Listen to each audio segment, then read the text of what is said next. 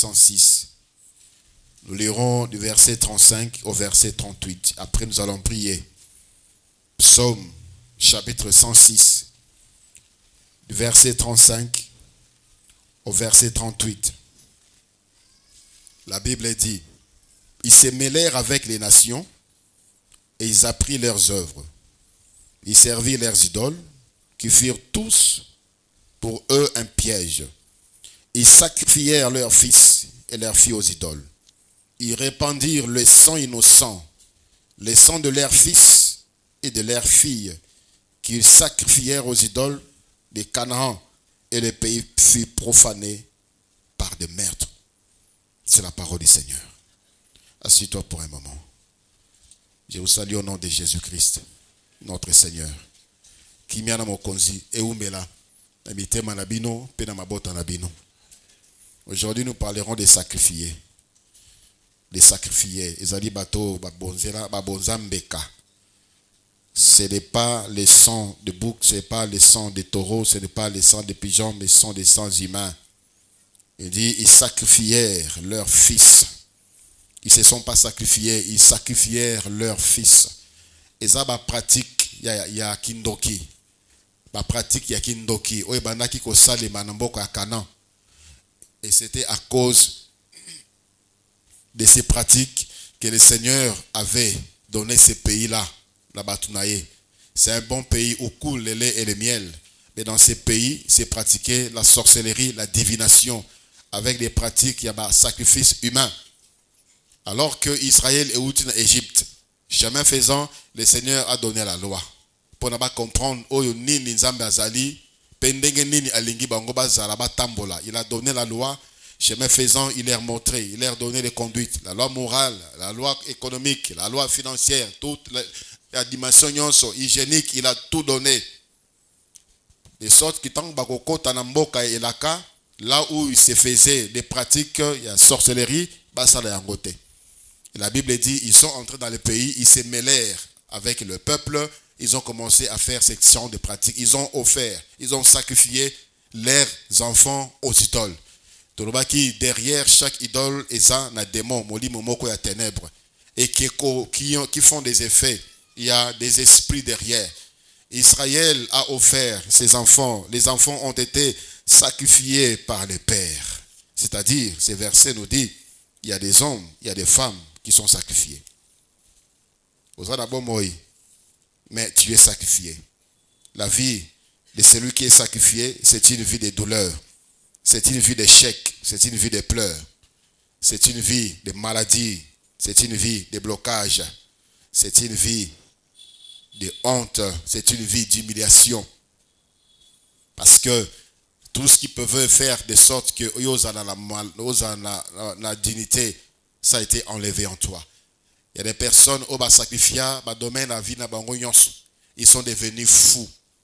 J'ai remarqué, j'ai circulé un peu partout, presque dans les provinces du nord de notre pays, j'ai remarqué que dans chaque village, il y a au moins un fou. Dans chaque village. Là-bas, les villages se succèdent comme ça. Tout au long, il y a là. Chaque village, il y a au moins un fou. Donc, chaque village, on a sacrifié au moins quelqu'un. Pona, mbula, pona, batbazo kabiloko na bilanga, pona, batbazo kabiloko na zamba, pona, l'histoire comme ça. On a sacrifié au moins une personne. Donc, toute sa vie, sacrifié. Il y a des gens qui ont sacrifié le domaine qu'on a vu dans bango, sacrifié libala naye, sacrifié kobota naye, sacrifié mosala. Il court à gauche, à droite, il est courageux. Entrepreneur, il conçoit, ce n'est pas un paresseux. C'est une femme battante, c'est un homme fort. Il fait tout, mais jamais il ne peut réussir. Sacrifice. Jésus-Christ est la bonne nouvelle pour nous. Jésus-Christ s'est sacrifié afin de libérer tous les sacrifiés.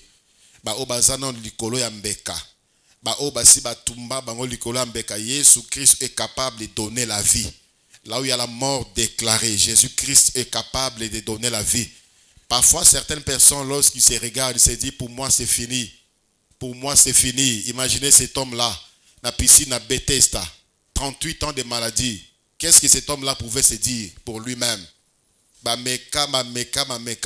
comme tu n'as ici qu'il y a solution. Mais pour lui, il n'y a pas la solution. Natanga comme une solution, bah sundolié. Nabato ba koka ki ko sungaye akuya na kata mai poazo lobiko ba sundolié. Il y a de ceux-là qui croyaient il faut arriver à l'église, il faut assister à un séminaire, il faut à salir retraite mokoboy, il faut gêner pendant autant de jours, la situation serait décantée. Mais retraite après retraite, séminaire après séminaire, les problèmes demeurent. Jésus-Christ demeure aussi la solution. Alléluia. Cet homme-là désespéré ne s'attendait pas à un miracle ces jours-là. Mais Jésus-Christ est venu expressément et directement vers lui. L'homme, par expérience d'échec, commence à raconter son CV d'échec. Ça n'a jamais marché. Ça n'a jamais marché. À chaque fois qu'il y a mouvement, il y a une autre personne qui vient avant moi. Et tant qu'on a recommencé, c'est déjà trop tard. Ne mets pas un point sur ta vie. Jésus-Christ est le dernier recours. Jésus-Christ veut te visiter. Mais parfois, c'est toi-même qui es à la base de ton échec. Tellement tu as échoué. Tellement tu vis l'humiliation et comment tu ne vois plus jamais que solution est cet homme-là voit 38 ans de maladie. Je n'ai personne. Tu n'es pas seul. Jésus-Christ est avec toi. Jésus-Christ n'a même pas répondu. Il lui a tout simplement dit, lève-toi, prends ton lit et marche. Lève-toi, prends ton lit et marche. Il fut guéri. Solution d'Aïzala qui est différent. En ces lieux-là, les gens étaient guéris, mais lui était guéri sec. La solution du Seigneur pour toi, ce n'est pas ce qu'il a fait pour l'autre. Si tu veux voir la main de Dieu, parce que comme il a fait avec l'autre, Jésus-Christ est multiphasé, il est multisystème. Il opère dans multiples dimensions. Chez toi, il ne peut même pas te toucher. Chez toi, il ne peut même pas dire un mot. Le fait seulement de penser en toi, tu es guéri. Et ce soir, le Seigneur a pensé à toi. Voilà pourquoi tu es là. Voilà pourquoi il a organisé ces moments. Ne regarde plus le nombre d'échecs. Ne regarde plus le temps d'humiliation. Ne regarde plus le temps où il y a un problème. Et parfois, nos problèmes nous enlèvent cette espérance. Plus ça dure, plus on perd espoir. En Dieu, aussi longtemps que tu es en vie, la Bible dit il y a encore de l'espérance. Et toi, tu es en vie. Le sacrifié, on a fait. Le peuple de Dieu a sacrifié ses enfants. Ici, il s'agit d'Israël. Au Bible, c'est Israël qui a offert aux idoles ses enfants, ses filles et ses fils. Et le Seigneur avait dispersé ce peuple. Celui qui offre les sacrifices à d'autres dieux qu'à l'Éternel sera voué à l'extermination. Vous savez, David, l'homme, selon le cœur de Dieu, avait sacrifié quelqu'un, avait offert du sang humain au diable. L'homme, selon le cœur de Dieu, il a offert un sang humain, une vie au diable. De Samuel chapitre 11, à partir du verset 14. De Samuel chapitre 11, à partir du verset 14. De Samuel chapitre 11, à partir du verset 14. La Bible dit, le lendemain matin, David écrivit une lettre à Joab et l'envoya par le maître d'Uri. Il écrivit dans cette lettre, placez Uri au plus fort du combat et retirez-vous de lui afin qu'il soit frappé, qu'il meure. Joab, en assiégeant la ville, plaça Uri à l'endroit qui s'avait défendu par des vaillants soldats. Les hommes de la ville firent une sortie et se battirent contre Joab. Plusieurs tombèrent parmi le peuple, parmi les serviteurs de David, et Uri les Hessiens furent aussi tués. Joab envoya un messager pour faire rapport à David de tout ce qui s'était passé dans le combat. Il donna cet ordre au messager. Quand tu auras achevé de raconter au roi tous les détails du combat, peut-être le roi se mettra en fureur et il te dira, pourquoi vous êtes-vous approché de la ville pour combattre? Et savez-vous pas qu'on lance des traits du haut de la muraille? qui a tué Abimelech, fils de Jérubbèche? N'est-ce pas une femme qui lança sur lui du haut de la muraille un morceau de meule, de moulin? Et n'en est-il pas mort à Tébet? Pourquoi vous êtes-vous approché de la muraille? Alors tu diras à ton serviteur Uri, les Essiens est mort. À ton serviteur, tu diras, ton serviteur Uri, les Essiens est mort aussi. Les messagers partis et à son arrivée, il fit rapport à David de tout ce que Joab lui avait ordonné. Les messagers dit à David, ces gens ont eu sur nous un avantage. Ils avaient fait une sortie contre nous dans les champs et nous les avons repoussés jusqu'à l'entrée de la porte. Les archers ont tiré du haut de la muraille sur tes serviteurs et plusieurs des serviteurs du roi ont été tués et ton serviteur Uri les Essiens est mort aussi. David dit au messager, voici ce que tu diras à Joab. Ne sois point peiné de cette affaire, car l'épée dévore tantôt l'un, tantôt l'autre. Attaque vigoureusement la ville et renverse-la, et toi, encourage-le. Alléluia. Vous savez, Essien, quand on dit, on cite un nom et on ajoute après Essien, c'est significatif. Il y avait des peuples que le Seigneur avait dispersés. Israël. Il y avait les Éviens, il y avait aussi les Essiens. Les Essiens avaient une particularité, c'était des hommes forts. Les Essiens, c'était des hommes vaillants, c'était des hommes de guerre. C'était des hommes qui aimaient les combats, c'était des hommes robustes. Alors, parmi les hommes battus à Makassi, à David, il y avait aussi des Essiens. Parmi les Essiens, il y avait Uri, un homme fort, un homme de confiance. Ça se montre dans l'attitude, il y a Uri. Uri a accueilli Bitumba. David a abusé de sa femme et David l'a ramené à la maison pour faire le camouflage. Parce que sa femme disait qu'elle était enceinte. Uri est venu. Il est entré dans le David. David a payé ma sanga, Bameli, a tourné sangwa guerre. Uri le Essien est sorti, il est resté à la porte. Il n'est pas rentré chez lui. Il est resté là. Il a veillé avec les sentinelles de la cour royale. Ben, comme ça David, mais ici, Uri a passé nous ici. David a payé un cadeau, il a cherché à le soudoyer. Ici, bon, rentre chez toi, reste avec ta femme. Ici, Uri le Essien est sorti, il est encore resté là. Il n'est pas rentré chez lui. Parce que c'est un homme qui n'est pas habitué à c'est un homme fort. C'est un homme qu'on ne pouvait pas sacrifier. C'est un homme qu'on ne pouvait pas sacrifier.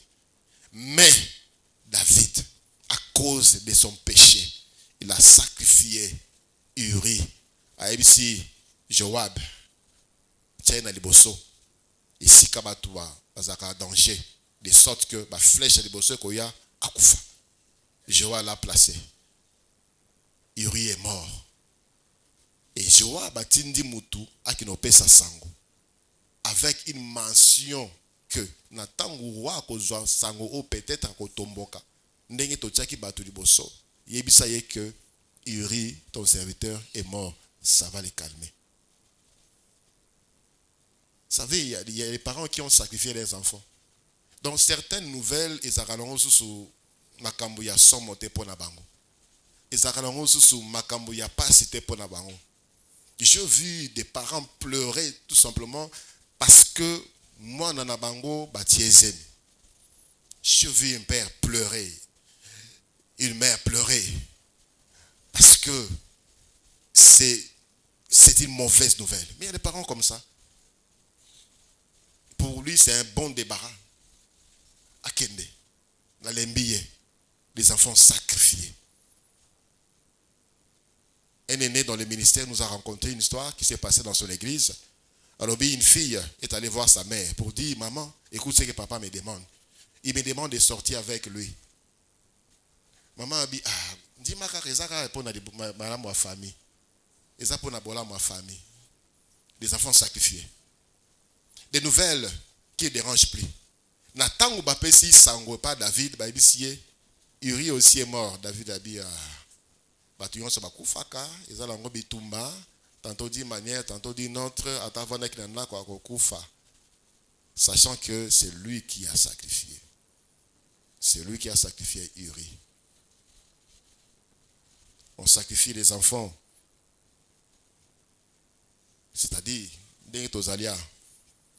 si au milieu de nous, il y a des sacrifiés, ça commençait déjà. Il y a des parents qui ont sacrifié leurs enfants. Il y a des parents qui ont sacrifié leur progéniture. Il y a des parents qui ont déjà sacrifié leur progéniture. La Bible nous parle d'un homme qui aime Dieu aussi, mais qui a démontré une attitude comme l'attitude de David, bizarre. Les nouvelles qui devaient faire pleurer pour naïe, et ça nango nouvelle yakolelate. Et ça nango une nouvelle normale. Ce sont des choses qui arrivent. Ce sont des choses qui peuvent arriver. À n'importe quel moment, on peut entendre cette mauvaise nouvelle. Il s'agit du roi Ézéchiel, un homme que Dieu a aimé aussi, un homme qui a également aimé Dieu. Dans le livre de 2 Rois, chapitre 20, à partir du verset 12e. 2 Rois, chapitre 20, à partir du verset 12, 2 Rois 20, 12. À ce même temps, Bérodak, Baladan, fils de Baladan, roi de Babylone, envoya une lettre et un présent à Ézéchias, car il avait appris la maladie d'Ézéchias. Ézéchias donna audience aux envoyés et il leur montra le lieu où étaient ces choses, des prix, l'argent et l'or, les aromates et l'huile précieuse, son arsenal et tout ce qui s'est trouvé dans ses trésors. Il n'y eut rien qu'Ézéchias ne leur fit voir dans sa maison et dans tous ses domaines. Ésaïe le prophète vint ensuite auprès du roi Ézéchias et lui dit, « Qu'ont dit ces gens-là et d'où sont-ils venus vers toi ?» Ézéchias répondit, « Ils sont venus d'un pays éloigné de Babylone. » Ésaïe dit encore, « Qu'ont-ils vu dans ta maison ?» Ézéchias répondit, « Ils ont vu tout ce qui est dans ma maison. Il n'y a rien dans mes trésors que je ne leur ai fait voir. » Alors Ésaïe dit à Ézéchias, « Écoute la parole de l'Éternel. Voici les temps viendront où l'on emportera à Babylone tout ce qui est dans ta maison et ce que tes pères ont amassé jusqu'à ce jour. Il n'en restera rien, dit l'Éternel. Et l'on prendra de tes fils qui seront sortis de toi, que tu auras engendrés, pour en faire des eunuques dans les palais du roi de Babylone. » Ézéchias répondit à Ésaïe, « La parole de l'Éternel que tu as prononcée est bonne. La parole de l'Éternel que tu as prononcée est bonne. » Et il ajouta, « N'y aura-t-il pas paix et sécurité pendant ma vie ?» Il a sacrifié la vie de ses enfants. Que ce que tu as fait là, tu as sacrifié tes enfants. Il viendra un temps, on prendra tes enfants. Tu viens de détruire la vie de tes enfants en montrant tout à tes ennemis. Tu viens de sacrifier tes enfants, Ézéchias. Ézéchias a dit, bon, malobana, et ça l'envoie bien parce que ça n'arrivera pas de mon vivant. Dans tous les cas, quand ça va arriver, moi je ne serai pas là. L'avenir de mes enfants, je m'en fous. L'avenir de mes enfants, je m'en fous. Je m'en fous. Il y a des ceux-là qui sacrifient. Tu montres tout, tu dis tout, tu présentes tout. Je reviens encore à vous qui vous mariez et qui voulez que tout le monde sache que vous êtes l'homme le plus romantique. Vous demandez la main dans les supermarchés, vous demandez la main dans la route, vous demandez la main au stade, au Fukami, au Pessibag. C'est ce que Ézéchias a fait. Il a tout montré ce qui était à lui. Vous montrez, les gens là qui vous observent là quand vous faites ces choses-là, est-ce que vous les connaissez? Ainsi vous mariez, vous entrez dans un mariage déjà que vous-même vous avez sacrifié. Pourquoi tant de divorces aujourd'hui, de nos jours? Il y a beaucoup de divorces, les lots qu'avant. Il y a trop de divorces maintenant. Parce que vous vous livrez, vous sacrifiez vos choses.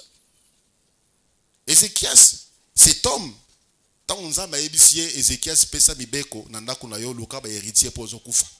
il n'avait pas d'enfant, cet homme-là. Voilà pourquoi Dieu l'avait averti. Comme tu n'as pas d'enfant, donc donne des ordres à ta maison pour qu'il n'y ait pas anarchie. Qui doit te succéder?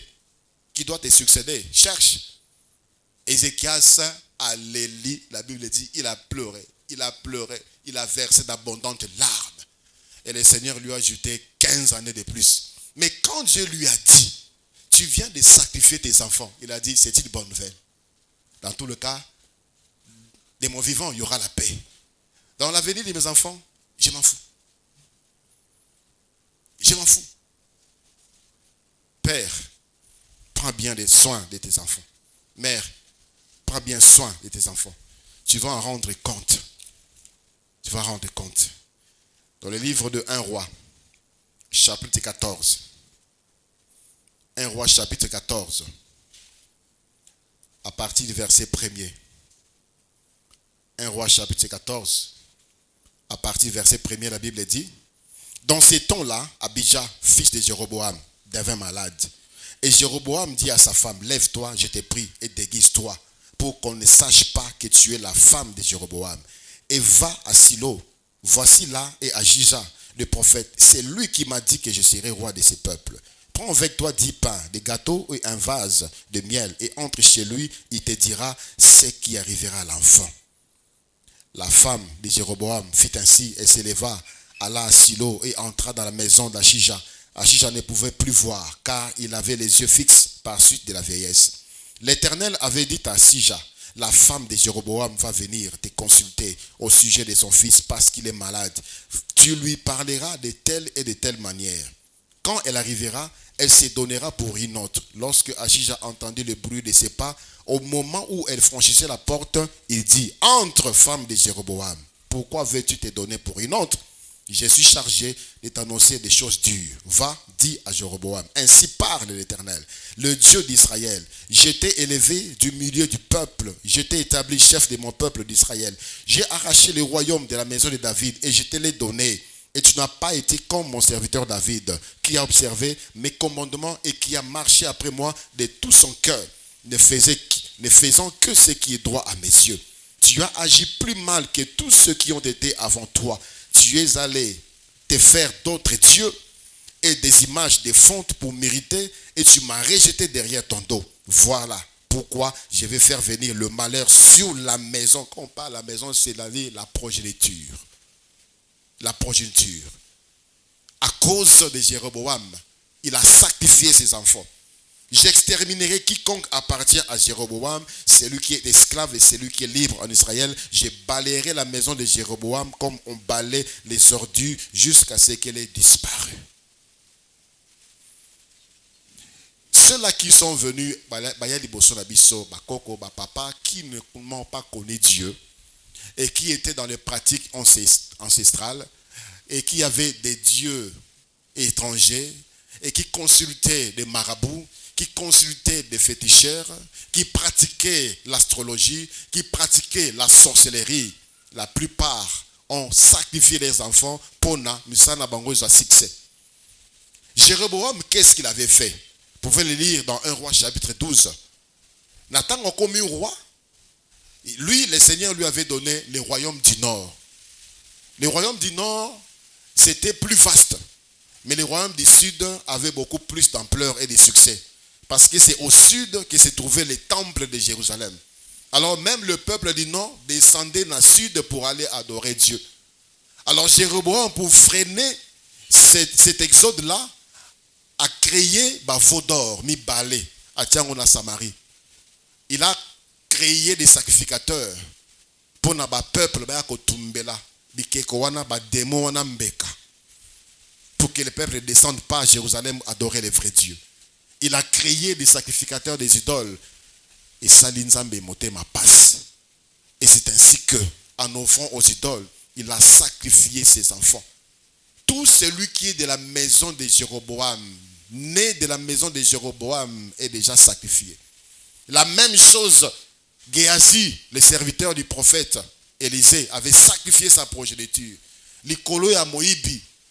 Le prophète lui a dit: ne reçois pas l'argent. Lui, il a couru derrière Naman, il a récupéré le bien. Le prophète a posé question: tu viens d'où à Wangani? Tu viens d'où à Wangani? Le prophète lui a dit: la lèpre de Naman s'attache à toi et à ta progéniture. Donc tout celui qui est sorti de Géasi était lépreux. Ça vient d'où? On peut traiter, on peut traiter, on peut traiter. C'est déjà une famille sacrifiée. Ainsi, plusieurs familles sont aujourd'hui sacrifiées à cause il y a des pratiques occultes. Des pratiques, il y a sorcellerie, il y a papa, il y a coco, basala. Mais Jésus-Christ, qui est la bonne nouvelle, qui est le sacrifice suprême, a apparu afin de nous libérer de toutes sortes et de toutes formes de sacrifices. Alléluia. Et ça là-bas sacrifié il y a des gens, tu vois, il a 50 ans, mais on dirait un enfant irresponsable. Vous voyez quelqu'un qui est apparemment Mukolo, moi aussi, mais elle pose des actes irresponsables. On a sacrifié son intelligence, on a sacrifié sa capacité de bien réfléchir. Ainsi plusieurs vies. Pour eux, la dignité, ça ne compte pas. Asala Makamasoni pour lui ou pour elle, elle n'est pas dérangée.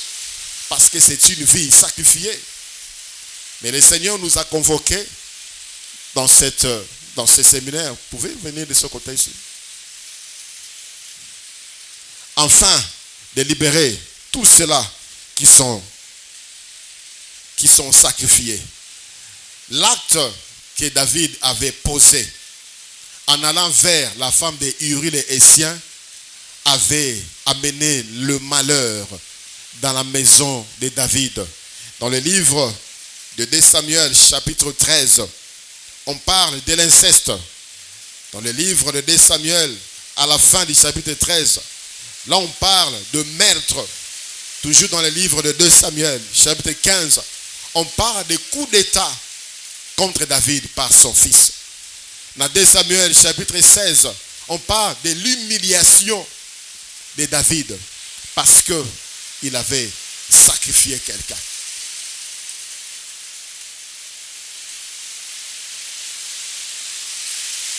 Lève-toi, lèvons-nous.